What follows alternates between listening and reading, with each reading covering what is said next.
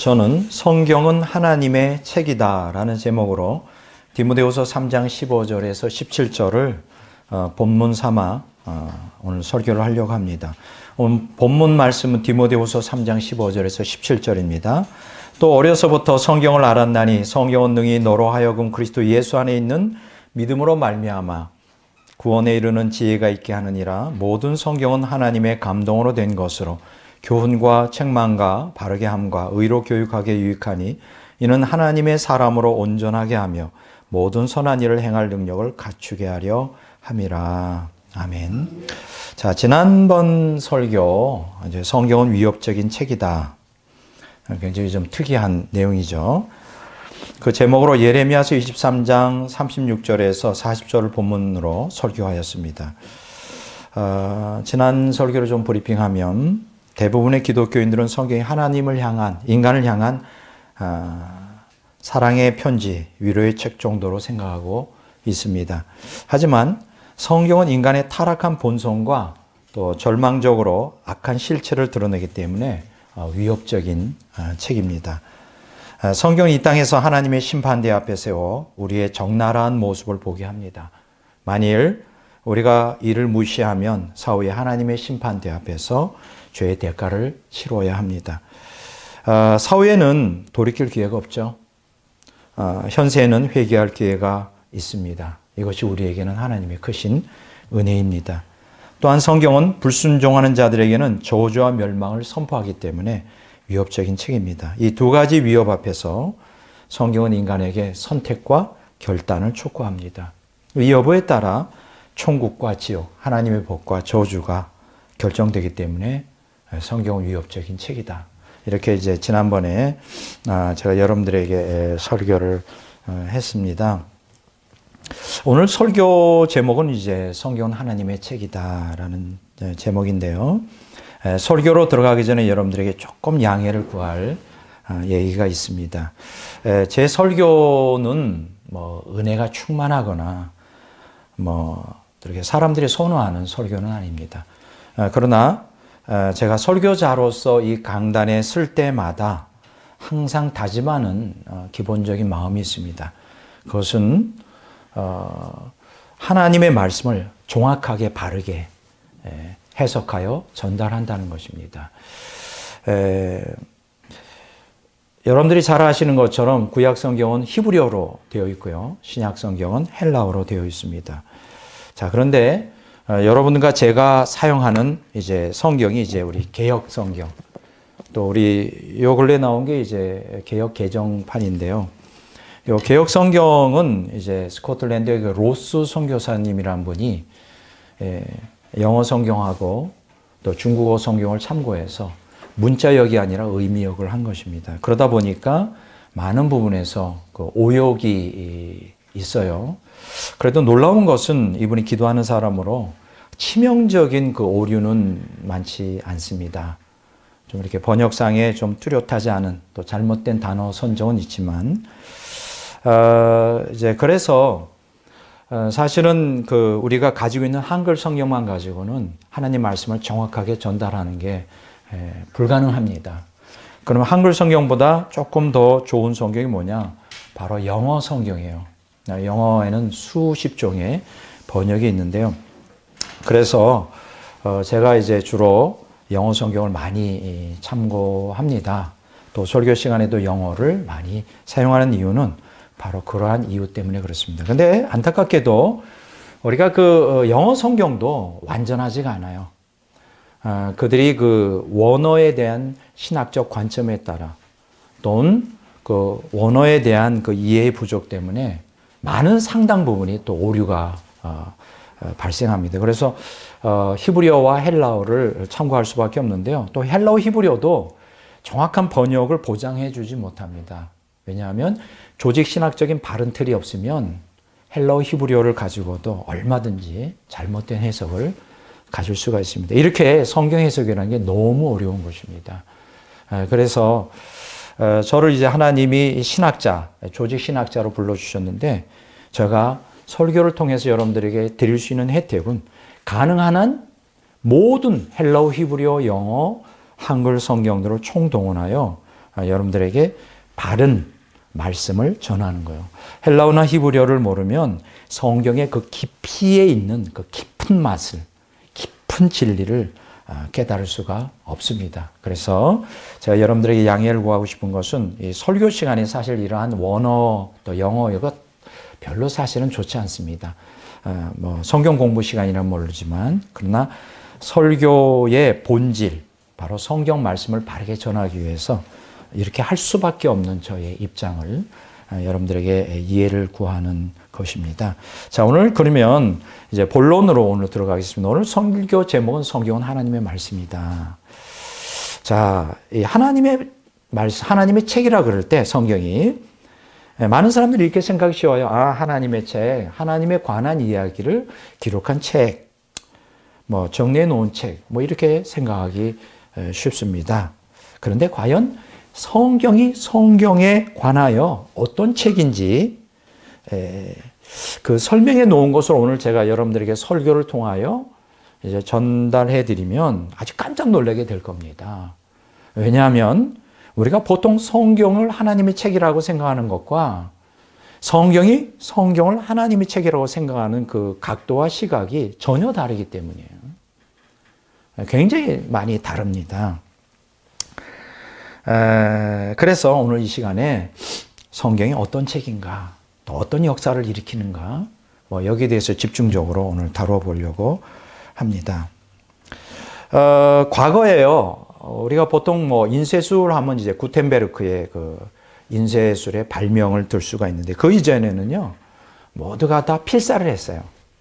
특히 그 유대교에서는 이 구약 성경을 전문적으로 필사하는 것을 직업으로 여기는 서기관 학파가 있었어요. 그럼 이 서기관들은 어떤 일을 하느냐? 매일 새벽 일찍 일어나 목욕을 합니다.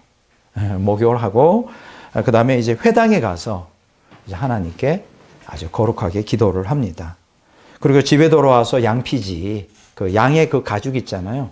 그 양피지를 갖다가 쭉 펼쳐놓고 그 다음에 잉크와 새의 깃털로 만든 펜을 이제 잘 다듬어서 이제 그 성경을 필사하기 전에 또 다시 한번 기도를 해요. 그리고 이제 성경을 필사하는데 2세기에 유명한 그 유대교의 랍비 메이르라고 하는 분이 계셨어요. 이분이 서기관이 하는 일의 그 중요성을 강조하면서 다음과 같이 말씀합니다.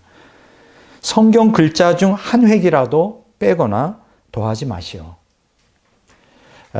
그렇게 하면 전 세계가 파괴될 것입니다. 굉장히 놀라운 말이죠. 그러니까 성경 그 한 단어가 아니라 그 단어를 구성하는 그 획 하나, 뭐 이제 헬라어 같으면 이오타라고도 하고, 뭐 이렇게 이제 말을 하는데, 뭐 요두, 뭐 이런 거가 이제 한 획이거든요. 히브리어로. 그것들이 한 가지 빠지면 전 세계가 붕괴가 된다는 거예요. 그러니까 전 세계보다 그게 더 소중하다는 거죠. 이와 동일한 말을 예수님이 또 하셨어요. 마태복음 5장 17절에 보면, 18절에 보면 이렇게 말씀하십니다. 성경 단어 가운데 한 획이 없어지는 것보다 하늘과 땅이 없어지는 것이 더 쉽다. 그만큼 성경이 얼마나 중요한 책인가 이제 우리에게 강조해 주는 말씀이다, 이렇게 표현할 수 있습니다. 과연 성경을 하나님의 책이라 할 때 그게 무엇을 의미하는 것인가? 저는 아마 제가 생각할 때는요, 일주일 가운데 이 설교 이 시간이 가장 중요한 시간이다, 이렇게 생각합니다. 왜냐하면 여러분들이 하나님의 말씀을 듣는 시간이에요. 여러분들이 교회에 온 것은 백 목사의 말을 들으러 온 게 아닙니다. 하나님의 말씀을 이제 들으러 왔는데 저는 그것을 사역자로서 정확하게, 바르게, 가능한 한 쉽게 여러분들에게 전달하는 것이 오늘 저에 주어진 사명이 아닌가, 이렇게 생각합니다. 그러니까 여러분 정신 똑바로 차리고 성경이 어떠한 책일까 궁금하지 않아요? 저 같으면 좀 벅찬 기대감을 갖고 들어보고 싶은 것일 거예요. 제가 세 가지 측면에서 성경에 대하여 정의를 드리겠습니다. 첫째는 성경은 생명의 책입니다. 자, 두 번째로 성경은 진리의 책입니다. 세 번째로 성경은 유익한 책입니다. 이렇게 세 가지로 여러분들에게 설명을 드리겠습니다. 첫 번째, 성경은 생명의 책이에요. 여기서 말하는 생명이라는 것은 그 물리적인 생명, 생물학적인 생명이 아니고요. 조에라 그러죠. 하나님의 생명. 그러니까 성경은 하나님의 생명을 우리에게 분배해 줄 수 있는 놀라운 책이에요. 여러분, 이 인류 역사상에 수백만 권의 책이 출판됐지만 그 중에 단 한 권도 인간에게 생명을 줄 수 있는 책이 없어요. 왜냐하면 성경만이 하나님의 책이기 때문에 그래요. 얼마나 놀랍습니까? 인류의 많은 모든 종교들이 다 생명을 얻기를 원해요. 근데 그 어떤 종교도 어떤 종교의 경전도 인간에게 생명을 줄 수 없습니다. 오직 성경만이 인간에게 생명을 줄 수 있어요. 그럼 왜 성경만이 인간에게 생명을 줄 수 있는가? 이제 그걸 설명하겠습니다. 여러분, 성경에 보면 성경과 관련하여 감동이라고 하는 단어가 2번 사용되고 있어요. 딱 2번 나타나는데, 하나는 디모데후서 3장 16절로는 본문 말씀이죠. 하나님의 감동이라고 하는 단어가 쓰였고요. 두 번째로는 이제 베드로후서 1장 21절에서 성령의 감동이라고 하는 단어가 쓰였어요. 자, 흔히 이제 우리가 신학적으로 이제 이 감동이라는 단어를 성경의 영감설이라고 하는 그 전문적인 용어를 쓰는데, 영감설. 뭐 할머니 반대 영감 그거 얘기가 아니라 이제 영감이라는 게 inspiration이라고 영어로 말합니다. 자, 그럼 한번 정의를 내려보겠어요. 성경의 영감설이 뭐냐? 하나님의 성령이 영적 감화력을 성경 기자에게 주어서 성경을 하나님의 말씀으로 바로 기록하도록 인도하셨다. 이게 성경 영감설이에요. 비록 성경은 인간의 언어로 인간의 손을 빌려 쓰였지만 하나님의 성령이 지도하시고 인도하시고 감동하셔서 이게 인간의 말이 아니라 하나님의 말씀이도록 그렇게 인도하셨다는 거예요. 지도하셨다는 거. 이게 영감이라고 하는데, 이걸 영어로 뭐라고 말하냐?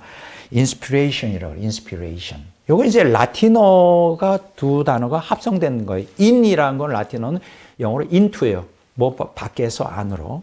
두 번째로는 스피라레라고 하는 라틴어가 있는데, 여기 뭐냐면 이제 to breathe.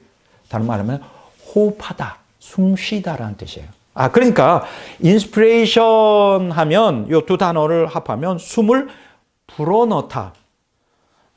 숨을 불어넣다. 그러니까 이 성경의 인스피레이션이라는 것은 하나님의 숨, 하나님의 영, 그 영을 통해 전달되는 하나님의 생명이 불어넣어진 책이다. 정확하죠? 아, 그러니까 이 성경이 일반 문학 작품이 아니죠. 아, 이 성경이 하나님의 숨, 르하우라고 하는 호흡, 하나님의 영이 불어넣어준 생명으로 충만한 책이구나. 아, 이렇게 이제 우리가, 그러니까 하나님께서 인간의 글 속에 하나님의 숨을 불어넣어서 성경 안에 하나님의 생명이 좀 역동적으로 작용하고 있구나. 이렇게 이제 이해하시면 돼요. 예. 자, 그러니까 이 얘기는 뭡니까? 성경이 죽은 문자들의 나열이 아니라는 거예요. 지나간 역사 속의 하나의 문학작품이 아니라는 거예요. 지금 살아 역사하는 하나님의 말씀이라는 거예요. 그래서 히브리서 4장 12절에 보면 이렇게 말씀하십니다. 하나님의 말씀은 살아있고 활력이 있어. 뭐 옛날 개정 성경에는 운동력이 있어. 이렇게. 저는 운동력이 있어. 이게 더 좋은데. 자, 여기서 살아있고라고 하는 단어는 헬라어로 존이라고 그래요. 존은 이제 자오의 현재 분사형인데, 현재 하나님의 생명이 이 성경 안에 충만하다. 하나님의 생명이 있다라는 뜻이고, 활력이 있다는 것은 에네르게스. 이 에네르게스는 뭐가 번역이 됐죠? 영어로? 에너지라고. 에너지 알죠? 힘, 파워. 그러니까 이게 하나님 말씀이 살아있고 활력이 있다는 것은 성경이 뭡니까? 성경이 하나님의 생명으로 역동적으로 그 안에서 작용하고 있다. 와, 대단하죠? 성경은 단순한 책이 아니라 성경 자체가 하나님의 생명이 역동적으로 막 충만한 책이다. 놀랍죠? 관심이 갖지 않습니까? 그 충만한 하나님의 생명을 나는 어떻게 하면 얻을 수 있을까? 좀 굉장히 관심이 많아요. 자, 요 말씀을 좀 더 쉽게 풀이하면 창세기 2장 7절의 말씀하고 같이 이제 대비가 되는데요. 여호와 하나님이 땅의 흙으로 사람을 지으시고 생기를 그 코에 불어넣으시니 사람이 생명이 된지라. 여러분, 하나님께서 인간을 창조하실 때 흙으로 일단 외형을 불어넣으셨어요. 그러나 거기는 생명이 없었죠. 그래서 하나님께서 인간을 흙으로 빚은 다음에 거기에 이제 코에다가 하나님의 생명을 불어넣으셨어요. 호흡을 불어넣어줬더니 인간이 살아있는 존재가 되었어요. 똑같은 거예요. 자, 물론 이 성경은 인간의 글로 1600년에 걸쳐서 한 40명이 넘는 저자들이 기록했지만 만약 여기에 하나님의 성령이 개입하지 않았다면 이게 일반 문학 작품이죠. 그러나 성경 기자들에게 성령이 감동하십니다. 하나님의 생명을 불어넣어줘요. 성령으로. 그래서 이것은 단순한 문학 작품이 아니라 하나님의 말씀이 된 거예요.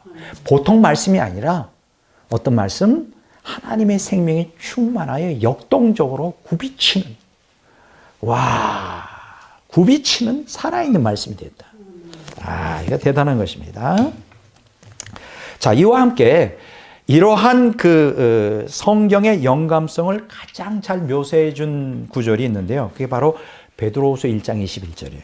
여기 보면 예언은 언제든지 사람의 뜻으로 낸 것이 아니오 오직 성령의 감동하심을 받은 사람들이 하나님께 받아 말한 것이다.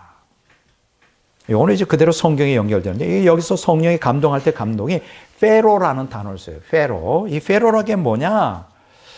여러분 이제 태풍이 이렇게 막 몰아치는데 태풍이 몰아칠 때 배를 그냥 그 항구에 있다 하더라도 태풍 때문에 바다 밖으로 밀려나갈 수 있잖아요. 이게 페로라는 게 뭐냐면 이렇게 큰 그 쇠사슬로 배를 갖다 묶고 있는 거예요. 그럼 묶고 있을 뿐 아니라 그 폭풍이 치는 바다 속에서 떠내려가지 않도록 그 배를 무사히 항구로 끌어들이는 거예요. 이게 페로라는 뜻이에요. 이게 성령이 감동할 때 그런 뜻이 있는데 여기서 뭘 깨닫습니까? 성령님께서 성경 기자가 오류를 범하지 않도록 성경에 하나님의 생명을 불어넣어주고 성령께서 인도하셨다. 그래서 하나님 말씀이 되었다. 이렇게 이제 번역할 수 있습니다. 이렇게 성경은 성령의 감동으로 기록되어 있기 때문에 오류가 없습니다. 진리예요. 그리고 하나님의 생명이 충만한 책이다. 이해가 되죠? 제 설교를 좀 들으면서 여러 가지 각적으로 내가 해석하는데 좀 못 알아듣겠다 그런 사람은 없을 거예요. 그렇죠?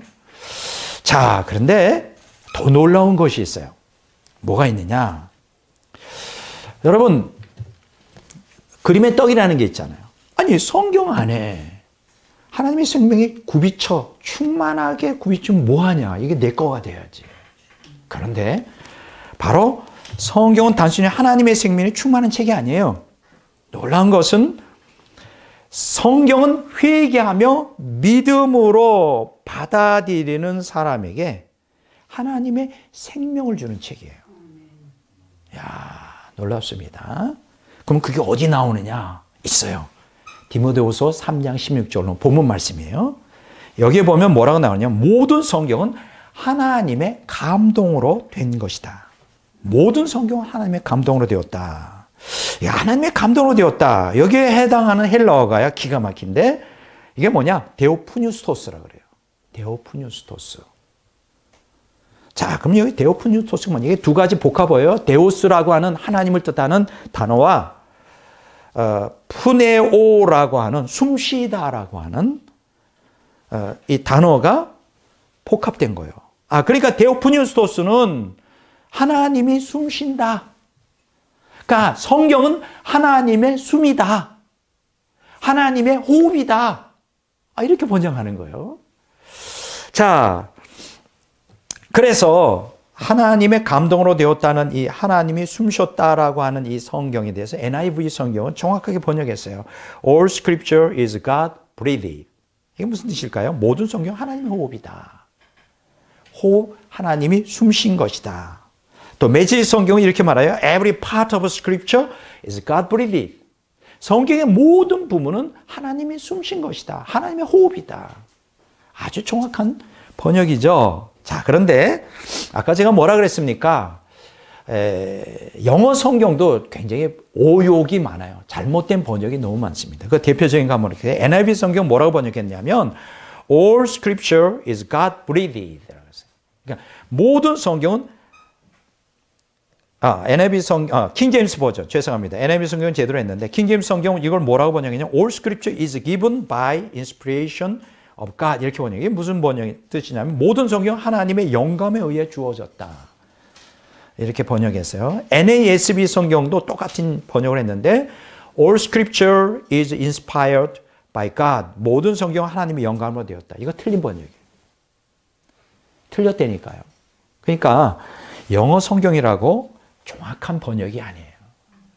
그 영어 성경도 그래서 서로 대조해 가며 헬라어 원어를 따라 올바른 번역이 있고 잘못된 번역이 있어요. 이제 많은 분들은 킹 제임스 번역, 이게 아주 정확한 오류가 없는, 심지어는 이제 말씀 보존 학회 쪽에서는 영감받은 번역이다 하는데 틀렸어요. 킹 제임스 버전에도 엄청 오류가 많습니다. 예.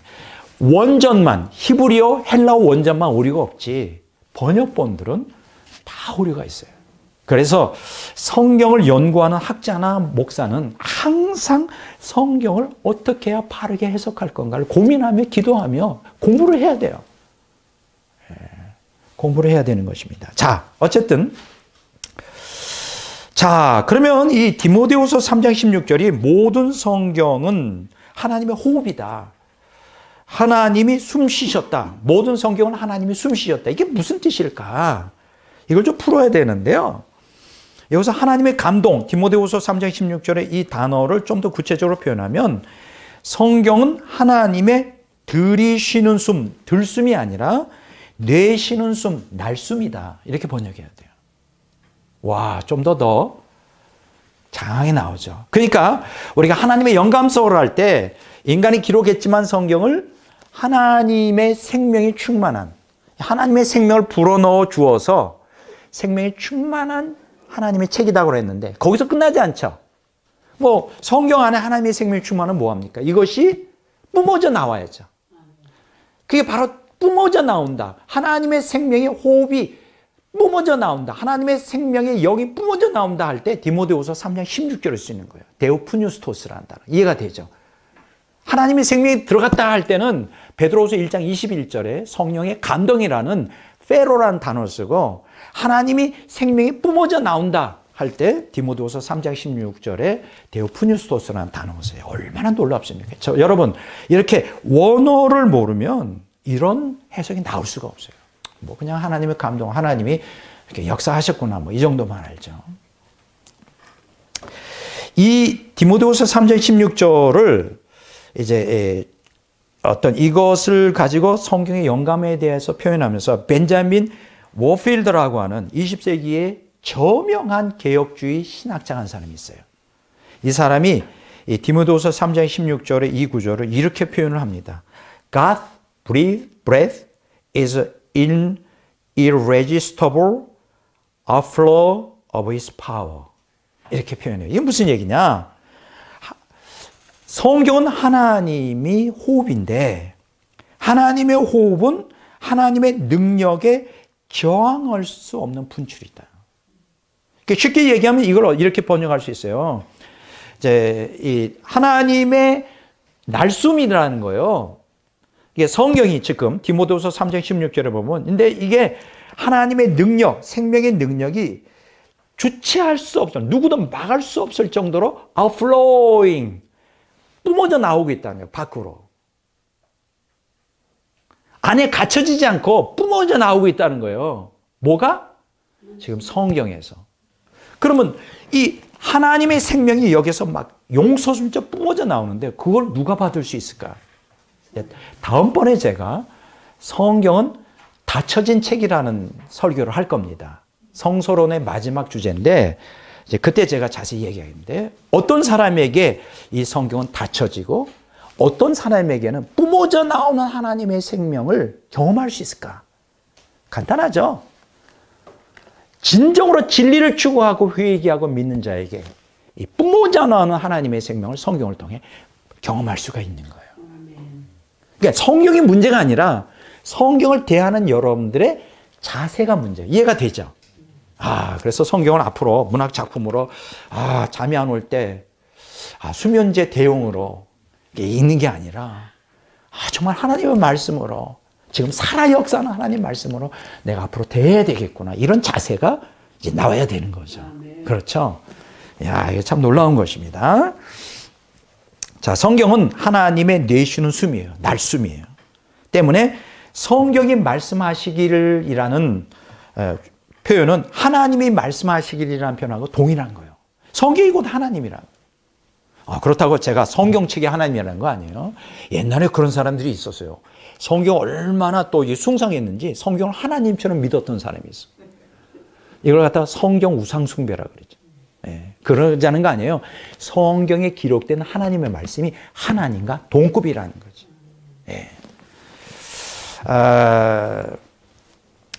그게 이제 로마서 4장 3절, 창세기 15장 6절, 로마서 9장 17절, 출애굽기 9장 16절에 그렇게 표현되어 있어요.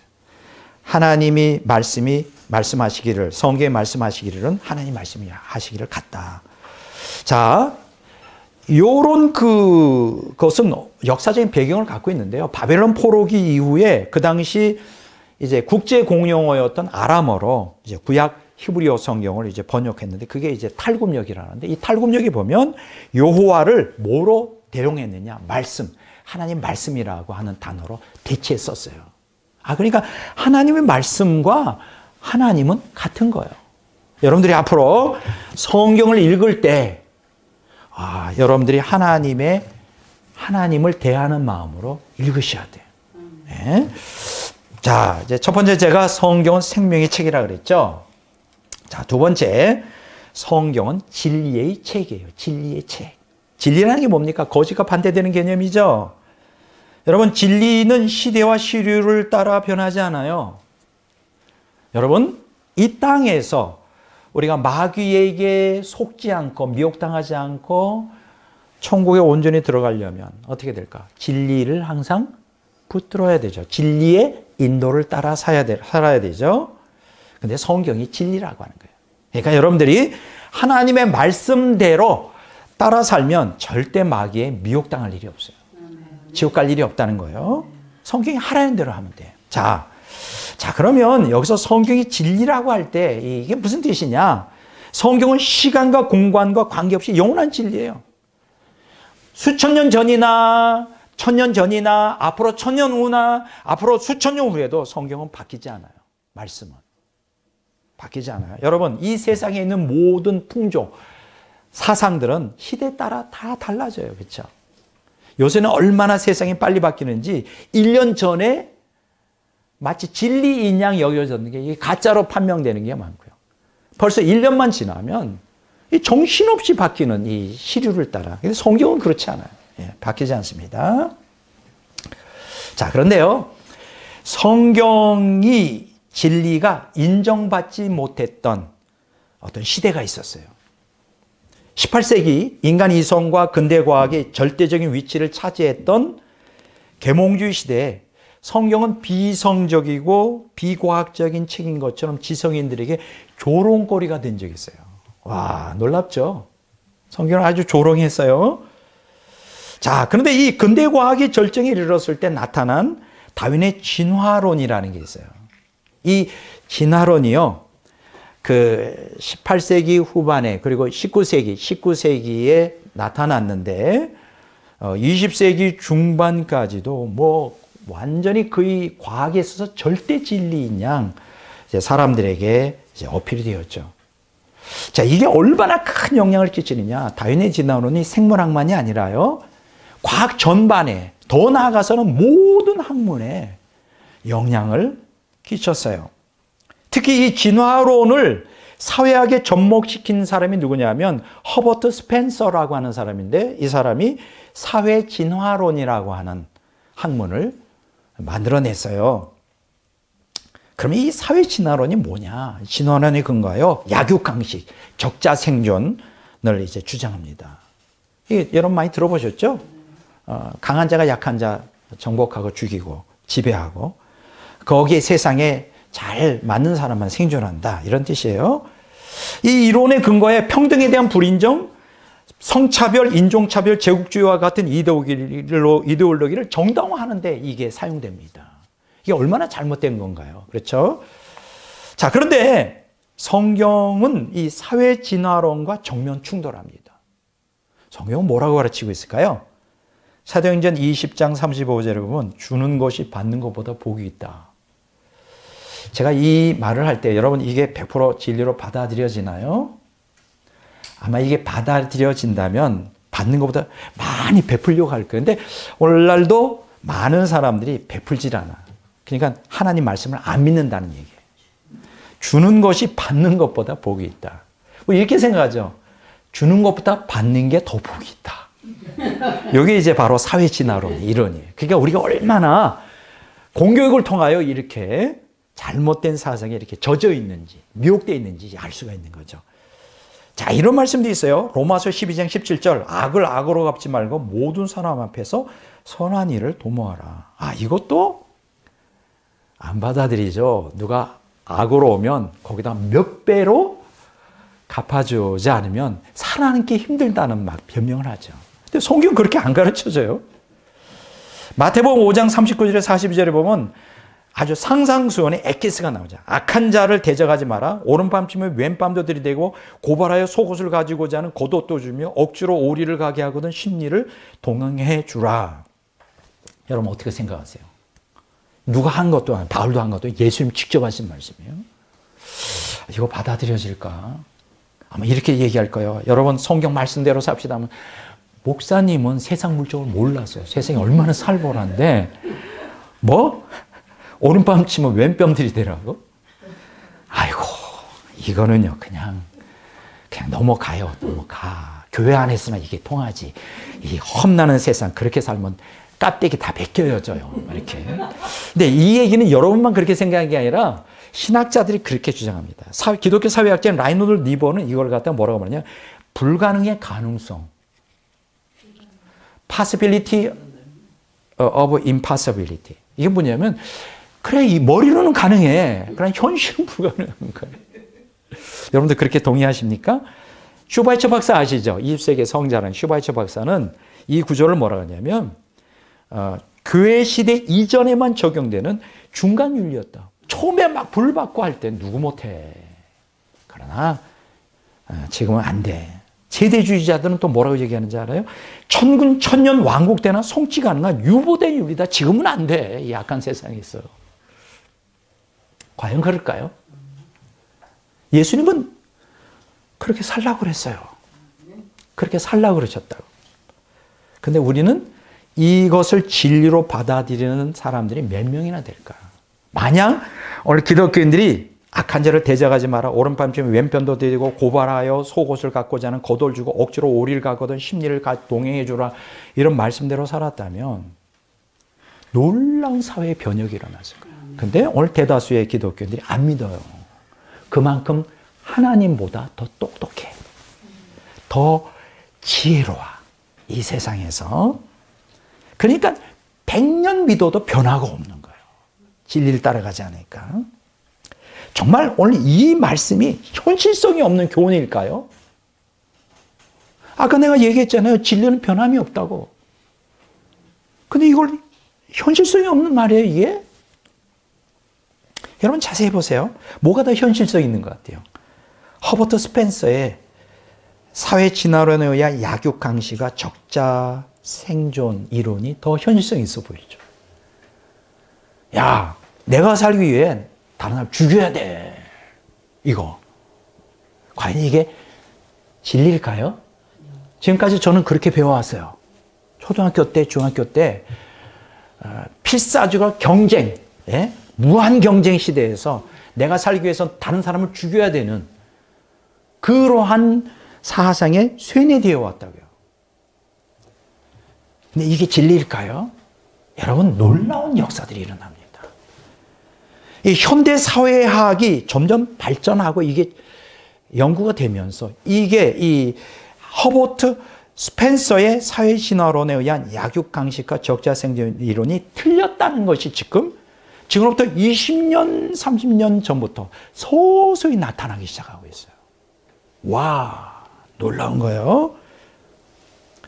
물론 이 중에는 찰스 다윈의 진화론을 충실히 따르는 분들도 있어요. 그 대표적인 사람이 옥스퍼드 대학의 사회생물학자 리처드 도킨슨이라는 사람이, 이 사람이 무슨 책을 썼느냐, 지금으로부터 약 44년 전에 이기적 유전자라는 책을 썼어요. 1976년에 나옵니다. 이게 지금도 엄청 많이 팔려요. 무슨 책? 이기적 유전자. 그럼 이 책에서 뭘 강조하느냐? 유전자는 근본적으로 이기적이야. 생존을 위해서는 무한투쟁이야. 남을 죽여야 돼. 유전자들이 그렇게 한다니까. 이렇게 주장한 사람이에요. 근데 이 주장이 얼마나 허무맹랑한 잘못된 주장인지 이거를 성토하는 사회과학적 연구하는 책들이 붐을 쏟아듯이 쏟아져 나오고 있어요. 제가 몇 가지 책만 소개하겠어요. 제가 많은 책들을 읽었는데 몇 가지 책만 소개하겠습니다. 데레스 데 프레라고 하는 사람이 쓴 생존자라는 책이 있어요. 이런 꼭 좀 읽어봤으면 좋겠어요. 정말 너무 좋은 책이에요. 이 책이 뭐냐? 죽음의 수용소에서의 삶의 해부예요. 여러분, 인간에게서 가장 극한 상황이 뭡니까? 죽음의 수용소에 갇히는 거지. 그건 생존이 보장이 안 돼요. 그게 1976년에 나왔는데요. 근데 놀라운 연구 결과를 이 사람이 설명합니다. 뭐냐? 죽음의 수용소에서 인간은 본능적으로 혹은 거의 반사적으로 자기도 모르게 약속이나 보상도 요구하지 않는 전적인 도움을 준다는 거예요. 그래서 상생하고자 한다는 거예요. 그래서 이 사람이 뭐라고 얘기했느냐면, 어떤 죽음의 수용소에서 자기만을 위해 살고자 하건 정말 어떤 투쟁적으로 자기만을 위한다면 그 사람은 곧 얼마 있지 않아 죽게 될 거라는 걸 안다는 거예요. 그거 신기하죠? 여러분 어떻게 생각하세요? 죽음의 수용소에서 내가 살기 위해서 남의 것도 뺏어 먹어야 되잖아요. 근데 그렇게 안 한다는 거예요. 남을 돕는다는 거예요. 놀라운 발견이에요. 신경생물학자 요아힘 바워는 이 도킨스의 이기적 유전자를 전면 부인하면서 유전자들은 서로 상생한다라는 걸 입증해냈어요. 독이 사람들 사이의 공감과 사회적 연대감은 행복 전달 물질, 도파민, 옥시토신, 오피오이드라는 신경생물학적 사모함을 만드는 행복 호르몬을 분출해낸다는 거예요. 그래서 그 사람으로 하여금 행복과 건강한 삶을 살게 한다는 거예요. 이타적인 삶이 그렇게 그 사람을 행복하게 만든다. 건강하게 만든다. 여러분, 레베카 솔리시의 책 이 폐허를 응시하라는 책이 2009년도에 나왔는데요. 이 책에 의하면 재난이 발생했을 때 대중은 패닉에 빠져 폭동을 일으킬 거라고 우리는 보통 생각하는데 아니라는 거예요. 자발적으로 공동체를 형성해 서로 돕는 과정을 통해 강력한 기쁨과 그 행복을 이 사람들이 체험한다는 거예요. 그러니까 재난은 우리 속에 잊혀진 이타적 본능을 깨우는 힘이라는 거예요. 여러분, 그리고 마틴 노학의 책 초협력자라는 책이 2011년에 나왔는데 허버드 대학교의 생물학자예요. 이 사람이 뭐라고 얘기했냐? 최후의 승자는 이기적 유전자가 아니라 협력하는 자들이다.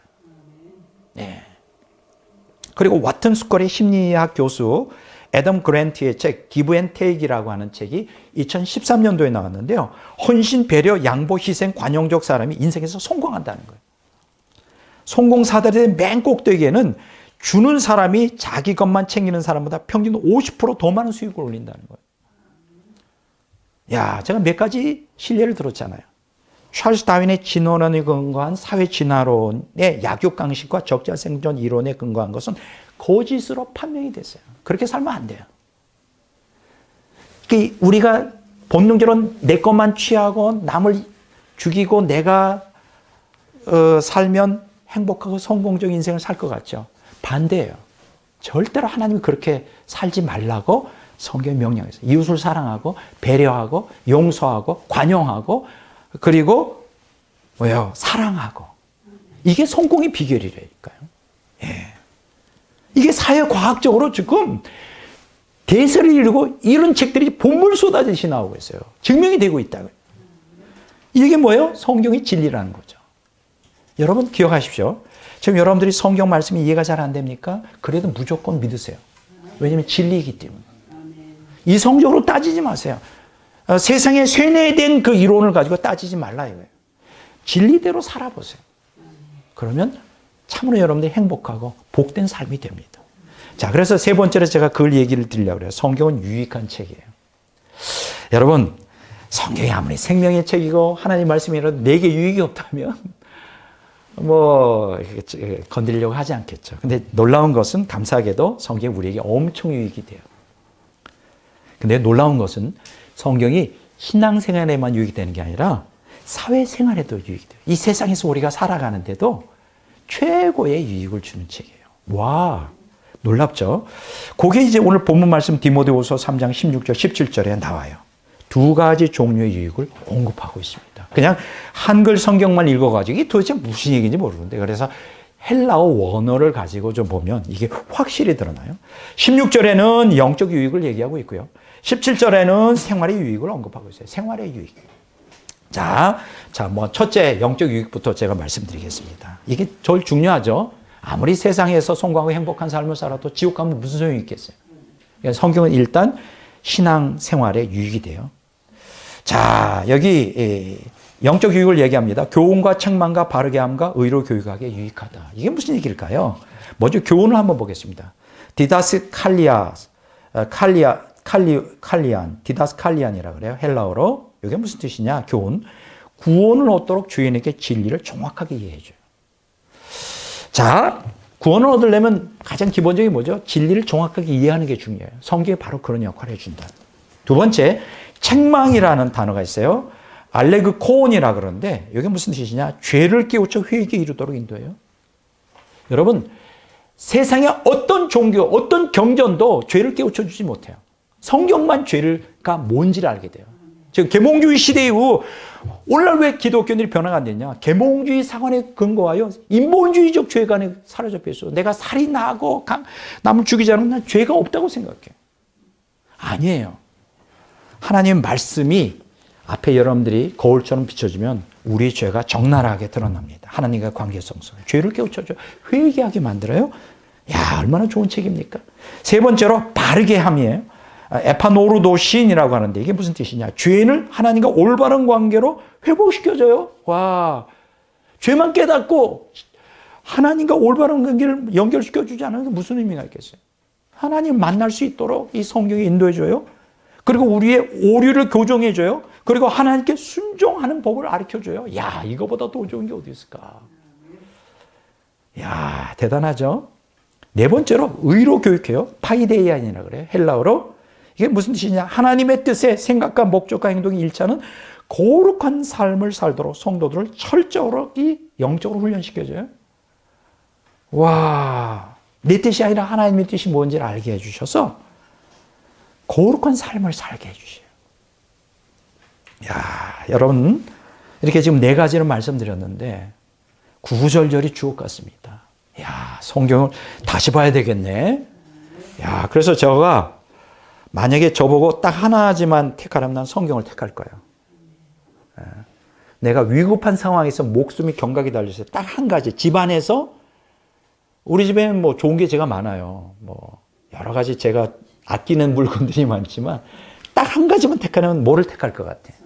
이 성경을 끌어안고 나올 거예요. 그만큼 내게는 너무나 유익한 책이에요. 나는 여러분들 그렇게 했으면 너무 좋겠네. 난 제가 이 성경을 귀중하게 여기듯이 여러분들도 좀 그랬으면 얼마나 좋을까? 성경을 너무 사랑하면 얼마나 좋을까? 이게 끌어안고. 여러분 보셨죠? 제가 얼마나 성경을 아끼는지. 여기다가 그 머리에 겨울에 쓰는 모자를 여기다 씌우고 또 비닐까지 이렇게 씌워요. 그래서 제가 강의하러 갈 때도 그 학생들이 항상 저를 봐요. 야, 백 목사는 뭔가 이 성경을 너무 귀하게 여기는구나. 이렇게 생각을 하죠. 여러분들도 좀 그랬으면 좋겠어요. 와, 일단 성경은 영적 유익을 줘요. 와. 자, 두 번째, 근데 여기서 끝나지 않아. 여기서 끝나면 조금 좀 섭섭하겠지. 뭔가 조금 모자라는 것 같아. 뭐냐? 아, 생활에도 유익이 돼야 되잖아. 그냥 우리가 이 땅에서 예수님 잘 믿고 하나님과의 관계만 되고 이 땅에서 막 그냥 고난만 받고 인정도 못 받고 세상에서 그냥 패배하고 불행하게 살면 그거 안 되잖아요. 많은 사람 또 그렇게 생각해. 성경은 그냥 교회 생활하고 그냥 천국 가는데 신앙생활하면 유익한 천만에 그렇지 않아요. 오해예요, 그거는. 하나님의 말씀에 대해 오해라고. 자, 두 번째 유익이 있는데 그게 생활의 유익이에요. 근데요, 이게 헬라어를 모르면 이게 무슨 뜻인지 이해가 안 돼. 첫 번째 뭐냐? 하나님의 사람으로 온전케 하며. 이 온전케라는 게 아르티오스라 그래요. 아르티오스라 그러는데 이게 무슨 뜻이냐? 성도들이 매일 필요로 하는 거를 다 채워줘요. 혹시 여러분들 뭐가 필요하세요? 뭐 당장 이제 급한 게 이제 돈이 오늘 현대 많이 해요. 돈이 필요하면 돈도 주셔요? 그러면 이 성경을 붙들고 있으면 로또가 된다는 얘기? 아니, 그런 뜻이 아니고 돈도 주신다니까. 필요한 것을 채워주신다니까. 두 번째, 이것도 기가 막혀요. 예측 불허의 어떤 난관에도 네 대처해 나갈 수 있는 능력을 줘요. 이게 이 말이 젊은 사람들은 잘 이해가 안 돼요. 한 50 넘어가고 60 돼서 산전수전 다 겪고 내가 아무리 노력했지만 내 뜻대로 안 되는구나. 이걸 깨닫는 겸손한 우리 중년 분들은 이게 얼마나 절실하게 느껴지는지 몰라요. 예측 불허의 일들이 일어날 수 있죠. 그게 뭐 병이 될 수도 있고 인간관계일 수도 있고 뭐 사업이 막 뒤집어질 수도 있고 인생 살다 보면 여러 가지 어려움이 있잖아요. 장애가 있잖아요. 근데요, 인간이 어리석어서 자기의 지혜만, 지식만 의지하고 살면 이게 대처가 잘 안 돼. 실수를 자꾸만 해요. 그런데요, 성경을 의지하고 성경대로 살면 이런 어려운 난관들을 헤쳐나갈 수 있는 신적 지혜와 능력을 주신다니까. 와, 얼마나 대단한 일이에요. 성경이 그런 일까지 하세요? 두 번째로 또 이것도 기가 막혀.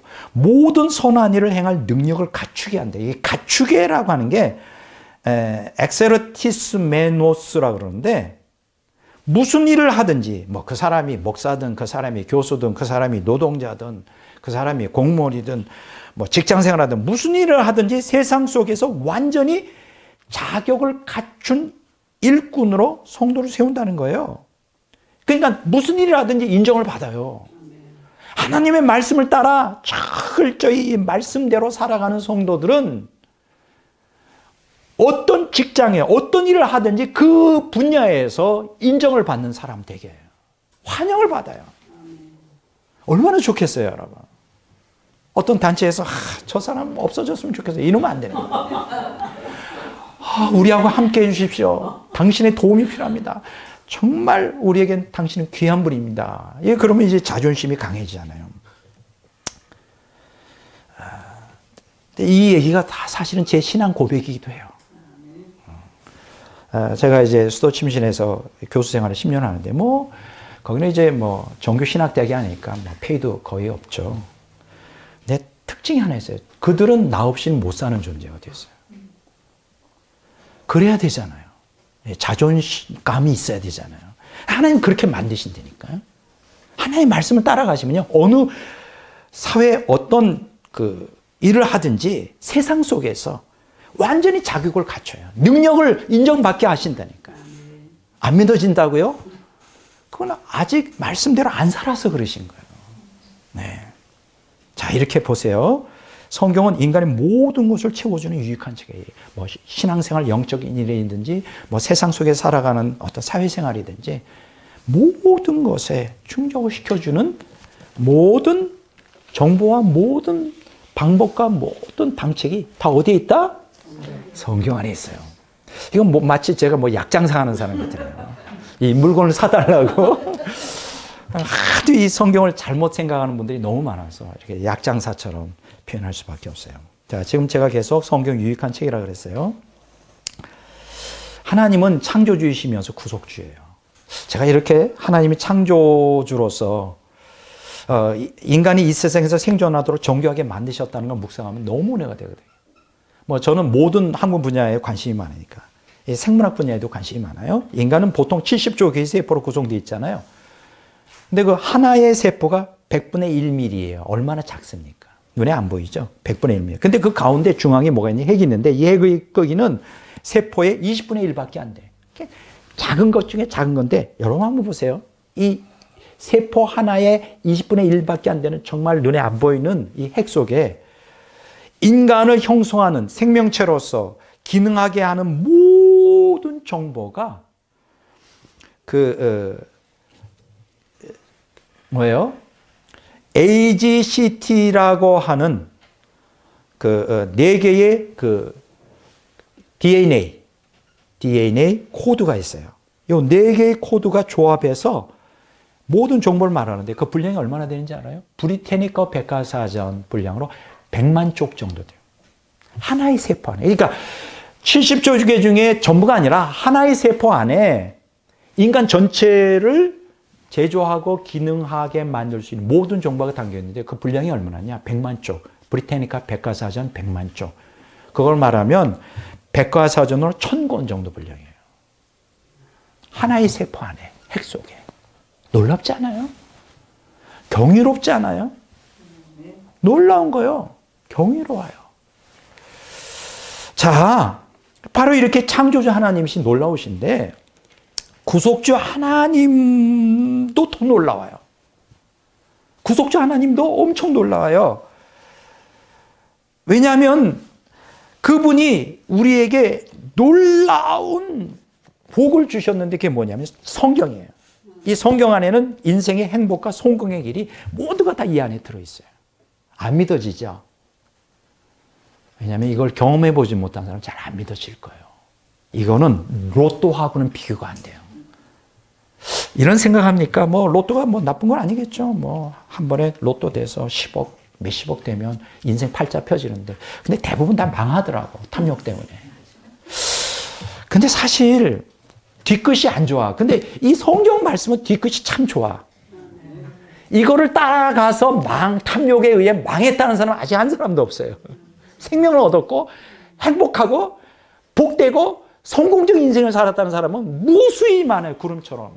구름대처럼 많은데 이것 때문에 성경대로 살아서 망했다는 사람은 아직 한 사람도 없는데 제가 오늘 여러분들에게 성경을 소개합니다. 한번 좀 관심을 가져보세요.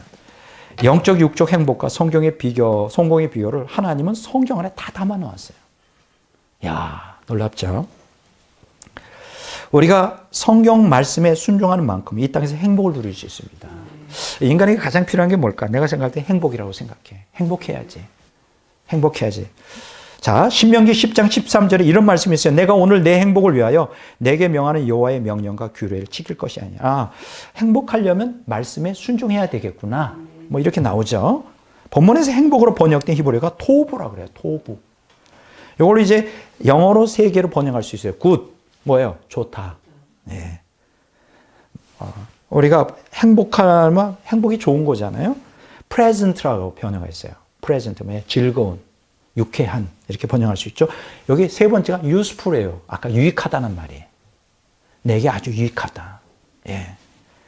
뭐 내게 유익하고 나를 즐겁게 해주고 또 좋은 것이라면 뭐 나쁠 게 없죠. 근데 이게 재밌는 게요. 이 굿이라고 하는 단어, 이 굿니스, 이 토부를 이제 번역한 제가 이제 히브리어 영어로 된 그 사전이 있는데 거기 이렇게 번역되어 있어요. 영어로 한번 읽어볼게요.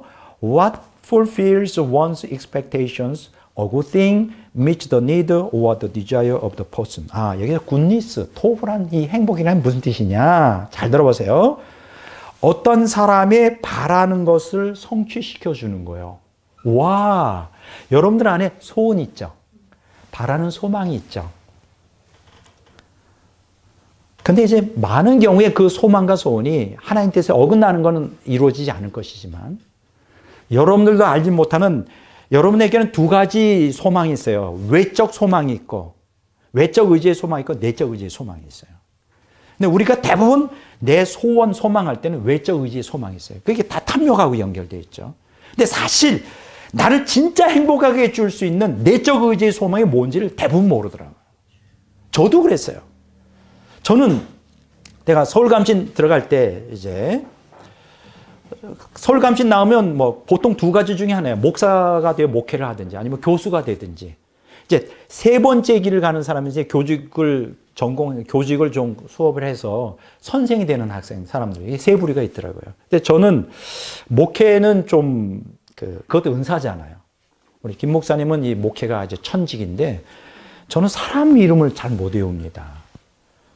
그래서 아주 고민이 되고요. 뭐 싫어하진 않지만 그러려면 목회자를 하려면 사람을 친화적이고 근데 저는 그게 좀 부족해요. 사람이 나빠서가 아니라 그래서 제가 교수가 맞지 않겠나. 그래서 이제 그것 때문에 제가 미국 유학을 갔었는데 굳이 하나님이 그 길을 안 열어주시더라고요.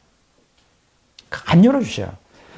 제3의 길을 열어주시는 게 뭐냐? 신학자의 길을 열어주시는 거예요. 저는 그게 신학자가 내 천직이라는 걸 몰랐어요. 그냥 교수 아니면 목회지, 아니면 선생을 하든지. 신학자는 난 듣도 보도 못한 거예요. 근데 저를 갖다가 엄청 연단하시더니 신학자는 만드시라고. 근데 내가 가만히 지금 보니까 그게 내 내적 의지의 소망이었어요. 열망이었어요. 나는 그게 얼마나 좋은지 몰라. 얼마나 좋은지 몰라, 신학자라는. 보세요. 신학자니까 이렇게 헬라어, 히브리어, 영어를 통해 막 깊은 말씀이 나오잖아요. 이거 그냥 해가지고는 안 나오거든요. 막 저는 신학자로서 연구하는데 매일매일 막 흥분돼. 너무 좋아가지고 막 진리가 깨달아지니까. 이게 바로 내가 원했던 거예요. 바로 이 토부라고 하는 행복이 우리의 내적 의지에서 나오는 이 내가 갈망하는 게 이루어질 때 행복하잖아요. 그 이루어 주시겠다는 거예요. 좀 실망하신 분이 있을지 몰라요. 내가 정말 열망하는 건 돈인데, 로또 간다. 백 목사님 또 막 산통 깨네. 그런 게 아니고. 여기 보세요. A good thing meets the need or the desire. 이게 뭐예요? 이 선함, 좋은 것이라는 게 뭐냐? 어떤 사람의 필요, need, desire, 열망을 채워주는 거예요. 맞춰주는 거예요. 근데 그것을 우리가 모를 수도 있다니까요. 엉뚱한 걸 구해요, 엉뚱한 거. 제가 옛날에 그랬던 것처럼. 근데 하나님은 아셔서 우리의 내적 의지의 본질, 영의 본질에 갈망하는 것이 지금 뭔지를 모르지만은 그걸 이루어줄 때 우리는 진짜 행복할 수 있거든. 그 행복을 주시겠다는 거예요. 누구에게? 하나님 말씀을 따라 사는 사람이 얼마나 좋아요. 내가 알지도 못하는, 의식하지도 못하는 그 행복을 주시겠다니. 와. 자, 두 번째로 우리가 성경 말씀에 순종하는 만큼 이 땅에서 복을 누릴 수 있어요. 와, 이것도 또 만만치 않은 좋은 거네요. 신명기 15장 4절 6절에 이런 말씀이 있어요. 내가 만일 내 하나님 여호와의 말씀만 듣고 내가 오늘 내게 내리는 그 명령을 다 지켜 행하면 내 하나님 여호와께서 내게 기업으로 주신 땅에서 내가 반드시 복을 받으리니 너희 중에 가난한 자가 없으리라. 내 하나님 여호와께서 내게 허락하신 대로 내게 복을 주리니 내가 여러 나라에 구워줄 줄라도 너는 꾸지 아니하겠고 내가 여러 나라를 통치할지라도 너는 통치를 당하지 아니하리라. 약속이에요. 이거 복을 주시는데 요 풍성한 이 땅에서 복을 받는 거예요. 이 생활의 복을 받는데 가난한 자가 없다. 야, 이거 관심 있네요. 여러분들이 철저히 하나님 뜻대로 살잖아요. 가난해지지 않아요. 구워줄 줄라도 꾸지 않아요. 그리고 통치를 당하지 않고 남을 다스리는 지도자의 위치에 있어요. 그러니까 두 가지예요. 베풀고 남을 리더할 수 있는 리더가 될 수 있다는 거예요. 얼마나 좋습니까? 이 땅에 한 번뿐인 인생에서 복을 주신다는 거예요. 아까 행복해 주신다 그랬죠? 복을 주신다. 야, 이 복을 여러분들이 철저히 하나님 말씀에 따라 살면 그렇게 해주시겠다는 약속이에요. 나는 이 약속을 믿습니다. 예. 가만 보면요, 저는 부자는 아니에요. 백 목사 부자같이 생겼어요? 아니에요. 전 부자 아닙니다. 기본 생활도 안 되죠. 그런데요, 놀랍게 한 번도 누구에게 꾸은 적이 없어요, 돈을. 그리고 항상 리더로서 좋은 영향력을 끼치고 있어요. 이해가 안 되죠. 수입은 별로 없는 것 같은데 항상 빈핍하지 않았어요. 항상 절대적으로 그게 필요할 때는 하나님이 어떤 방법으로든지 채워주셨어요. 물론 제 안에 있는 욕심이 없는 거지. 이제 더 이상 내려갈 때는 없으니까 그렇기도 하겠지만 항상 그게 참 신기했어요, 저는요. 이상하다. 인간의 논리와 내 삶을 보면 내가 길바닥에 내앉아야 되는데 절대 그렇게 하나님 안 하시더라고요. 근데 내 이성으로는 그게 이해가 안 돼요. 그냥 하나님이 하셔요. 여러분, 근데 여기 재밌는 게 있어요. 복을 받다라고 하는 히브리어가 바라크라고 하는데요. 이 바라크가 놀라운 뜻을 갖고 있어요. 와, 이것도 이제 우리가 원어 공부를 통해 하나님 앞에 무릎을 꿇다라는 뜻과 같은 뜻이에요. 아, 여기서 깨닫는 거. 복을 받으려면 어떻게 된다? 하나님 앞에 무릎을 꿇어라. 아, 무릎을 꿇다. 기도만이 아니라 너의 인생을 다 내어놓아라. 하나님께 맡겨라. 무릎을 꿇고 그분의 주권을 인정하라. 예.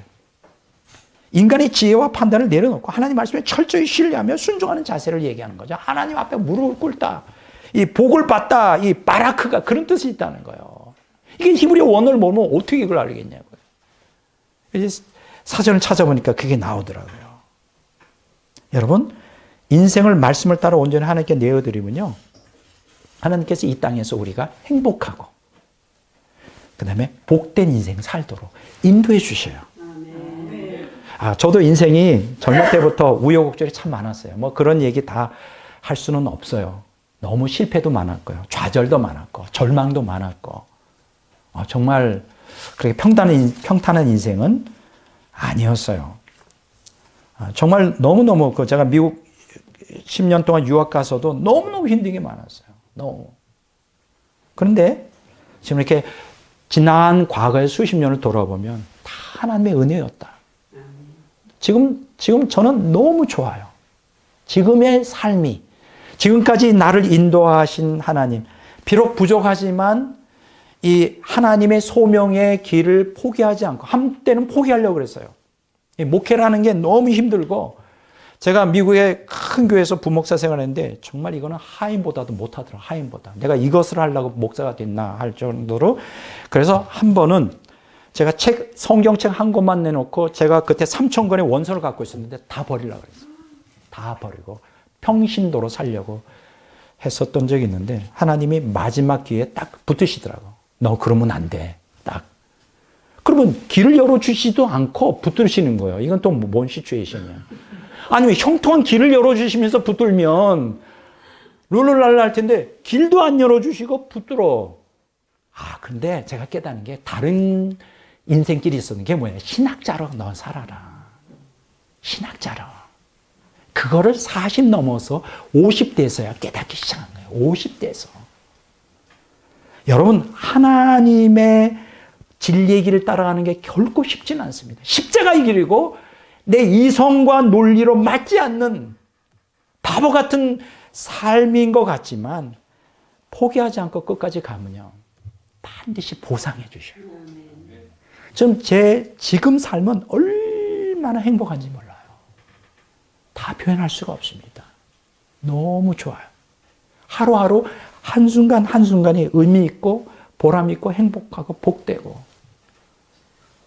그래서 어떤 때는 잠자는 게 아까워요. 하나님이 은혜, 하나님의 복을 생각하면 잠자는 것조차도 아까울 정도로 너무 하나님을 찬양하고 있어요. 그래서 내가 도중에 하나님을 떠나지 않은 게 너무 감사해요. 그동안 너무나 힘든 좌절의 삶이 많았어요. 신학자로서의 길을 포기하고 싶은 적도 많았는데 그걸 다 인내로서 극복했더니 결국 이런 하나님께서 복을 주시는구나. 네. 자, 끝맺는 말을 하겠습니다. 저는 오늘 여러분에게 성경은 하나님의 책이라는 제목으로 설교했습니다. 먼저 성경은 생명의 책으로서 성령의 감동으로 기록되었기 때문에 하나님의 생명이 성경에서 뿜어져 나와 성경을 하나님 말씀으로 믿고 읽는 자에게 생명을 줄 수 있다는 것. 자, 그리고 성경은 진리의 책으로서 잘못된 거짓 사상에 미혹당해 파멸하지 않도록 인간을 진리의 길로 인도할 수 있다는 것이죠. 끝으로 성경은 유익한 책으로서 인간에게 영적 유익만 아니라 생활의 유익도 준다고 했습니다. 우리가 성경 말씀을 따라 살면 인생의 온갖 어려움을 신적 지혜로 잘 대처해 나갈 수 있고요. 사회생활에서도 무슨 일을 하든지 인정받는 사람이 될 수 있다고 하였습니다. 지금까지 여러분들이 행복하지 못한 불행한 삶을 살았다 할지라도, 지금까지 여러분이 성공하지 못한 실패한 삶을 살았다 할지라도 지금 바로 이 순간부터 내 생각과 내 지혜를 내려놓고 성경을 내 인생의 중심으로 모시고 성경 말씀에 따라 남은 인생에서 행복한 말씀을 따라 살면 남은 인생에서 행복한 또 복된 삶이 보장돼요. 그게 참 놀라운 거예요. 과거가 중요하지 않아요. 지금이라도 말씀대로 돌이켜 말씀을 붙들고 살면 완전히 바뀌는. 그래서 하나님이 참 좋으신 것 같아요. 하나님 이러지 않아요. 너 기회 내가 수없이 줬는데 그걸 놓쳤지. 이제 끝이야. 다시 오지 마. 이러지 않는다니까. 이 세상에서 죽는 날까지 기회는 항상 있는 거예요. 얼마나 좋아요. 예. 여러분 어떻게 생각하세요? 어떤 길을 선택하실래요? 둘 중에 하나 선택하세요. 그럼 여러분에게 달려 있습니다. 오늘 이 시간에 이 말씀을 통하여 도전받기를 주의 이름으로 축원합니다.